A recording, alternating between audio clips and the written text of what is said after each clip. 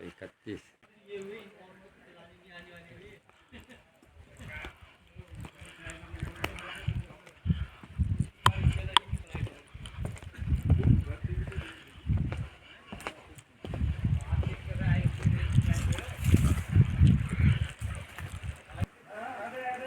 नमस्कार, मैं चंद्रशेखर जोशी देवभूमि टीवी में आपका स्वागत है। ये जो इमारत दिख रही है, इसमें एक इतिहास छिपा हुआ है और वो इतिहास है आज़ादी के जंग के दौरान का, स्वतंत्रता संग्राम के दौरान।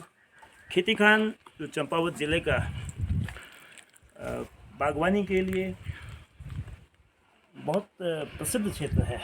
आज़ादी के दरमियान यहाँ स्वतंत्रता संग्राम के लिए अनेक क्रांतिकारी, अनेक फ्रीडम स्ट्रगल यहाँ हुए। पंडित हंसदेव ओली, जिनको काली कुमाऊँ का शेर कहते हैं, दुर्गा दत्त ओली और दयाराम ओली, 3 ये गोसनी ग्राम पंचायत है। जगोली धर्मशाला का महत्व 1920 में बनी धर्मशाला है और यहाँ देश के दूसरे प्रधानमंत्री रहे लाल बहादुर शास्त्री 1931 में। कुछ दिन उनका प्रवास रहा था, करीब 6 दिन।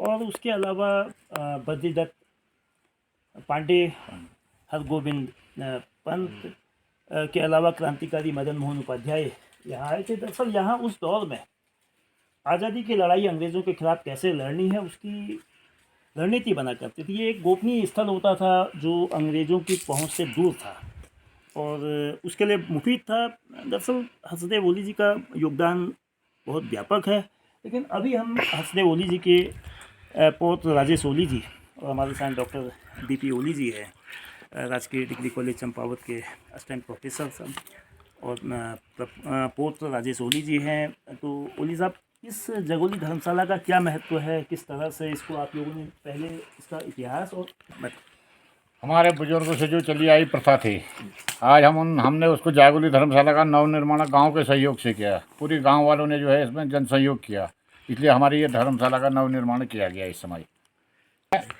पंडित हर्षदेव ओली जी के साथ मदन मोहन मालवीय हो गए और दुर्गा दत्त ओली जी हो गए, दयाराम ओली जी हो गए, वह उनके साथ अन्य लाल बहादुर शास्त्री जी हो गए, वो अन्य लोग उनके साथ आया करते थे और यहाँ गुप्त मंत्राएँ करते थे।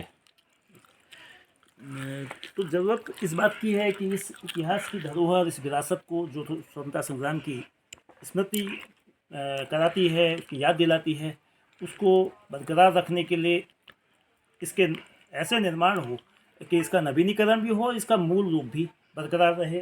सामने देवदार का एक पेड़ है जो करीब 4 सदी से भी पुराना माना जाता है और इसको भी संरक्षित किया गया है। दरअसल पूरा क्षेत्र के लोगों ने आबो हवा के रूप में तैयार किया है। और हमारे साथ चूँकि खुद विज्ञान क्षेत्र से डॉक्टर बीपी ओली जी हैं, तो यहाँ के पर्यावरण के बारे में डॉक्टर साहब क्या कहेंगे, जिस तरह से बचाया है?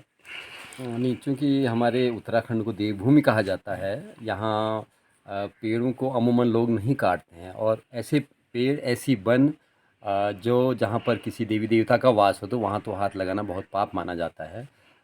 इसी से प्रेरणा लेकर कई जगह जंगलों को बचाने के लिए वो वन पर्टिकुलर देवी देवताओं को चढ़ाए जाते हैं। तो हमारे यहाँ ऐसा तो नहीं है, लेकिन फिर भी इस मंदिर के आसपास के इन पेड़ों को कोई हाथ नहीं लगाता, इनको पूज्य माना जाता है। और जो देवदार का पेड़ आप देख रहे हैं, करीब करीब 400 से ज़्यादा वर्ष पुराना है। लोकोक्ति है कि ये एक बार सूख चुका था पूरी तरह। तो जो इष्ट देवता हैं श्री जागुली देव, उन्होंने अपनी शक्ति से इसको पुनः हरा भरा कर दिया। ये बहुत पुरानी घटना नहीं है। और जहाँ रही हमारे पर्यावरण की, तो ये बहुत ही शुद्ध, शांति जगह है।